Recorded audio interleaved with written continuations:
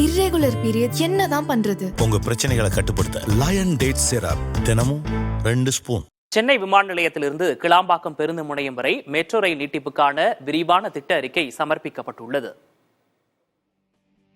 Metro rail மற்றும் மேம்பாட்டு சாலையின் ஒருங்கிணைந்த கட்டுமானத்தை வழங்குவதற்காக தமிழ்நாடு அரசின் வழிகாட்டுதலின் அடிப்படையில் தமிழ்நாடு அரசுக்கு முன்னர் சமர்ப்பிக்கப்பட்ட விரிவான திட்ட அறிக்கை திருத்தப்பட்டுள்ளது. மெட்ரோ வழித்தடம் நிலை 2 மற்றும் மேம்பால சாலை நிலை 1 திருத்தப்பட்ட விரிவான திட்ட அறிக்கை முன்மொழியப்பட்டுள்ளது. இதன் மூலம் கிளாம்பாக்கம் பேருந்து முனையத்திற்கு தடையற்ற சாலை போக்குவரத்து மற்றும் மெட்ரோ இணைப்பு வழங்கப்படும். வெளிவட்ட சாலையுடன் இணைப்பதற்காக தாம்பரம் அருகே இடைநிலை சாய்வு பாதைகள் முன்மொழியப்பட்டுள்ளன.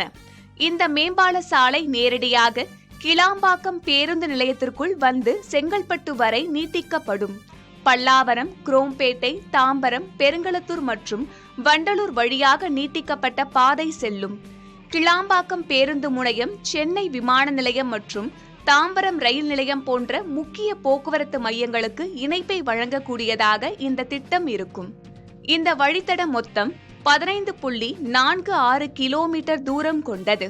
மொத்தம் 13 உயர்த்தப்பட்ட நிலையங்கள் இருக்கும். மேம்பால சாலை உட்பட மொத்தம் 9,335 கோடி ரூபாய் மதிப்பீடு கொண்டதாக இந்த திட்டம் இருக்கும் என்று சென்னை மெட்ரோ ரயில் நிறுவனம் தெரிவித்துள்ளது. இர்ரெகுலர் பீரியட் என்னதான் பண்றது? உங்க பிரச்சனைகளை கட்டுப்படுத்த லயன் டேட் சிரப் தினமும் 2 ஸ்பூன்.